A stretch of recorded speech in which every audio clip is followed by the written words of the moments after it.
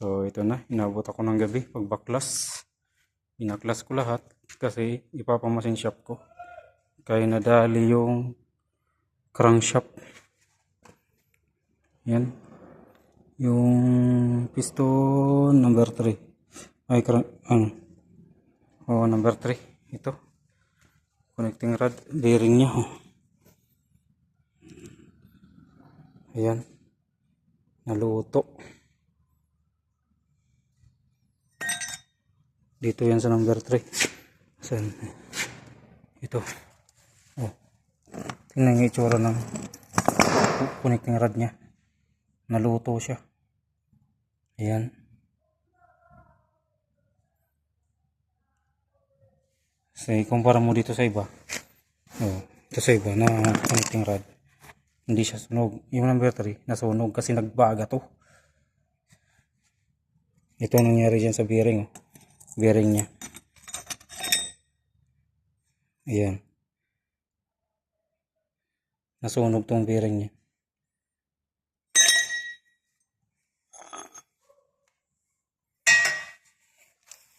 Kaya magpapalit ako nito ng piston. Tapos liner. Palit yan lahat. Tapos pamasin shop. Itong cylinder head niya. Ipa-hydro test ko din. Ipa-hydro test tong head. Ayan.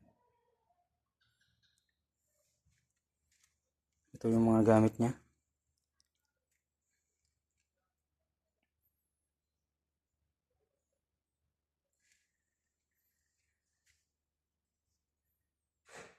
Ayan siya.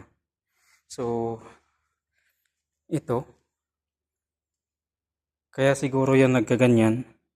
Dahil una, itong connecting rod nito, hindi to mahigpit, maluwag to. Maluwag ang connecting rod na yan. Connecting rod, itong bolt. Maluwag siya. Tapos, itong oil pump niya, yan ang itsura niyan. Hindi nahigpitan yan. Hindi yan hinigpitan. Kaya hindi to nagpa-pump ng maayos. Itong na yan, oh. Tingnan nyo yung crankcase niya. Maraming aribaba. Ayan. Mga aribaba. Yan yung bearing nung connecting rod number 3. Yan yung connecting rod bearing number 3. Kaya yan nangyari na ganyan. Walang nagsusupply na langis na maayos. Dahil ito, yan. Ganyan yan. Hindi ko ginalaw yan.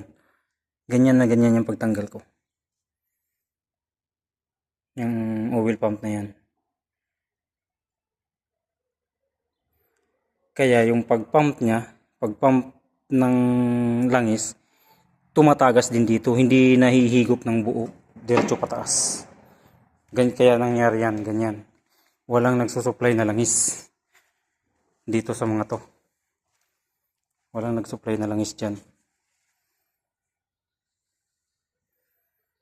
So kaya ito, dadalihin to sa machine shop lahat. Yung connecting rod na yan, dadalihin yan lahat. Para ipiting nila dyan. Kung anong size na ng bearing pwede. Kasi imamasin yung crankshaft.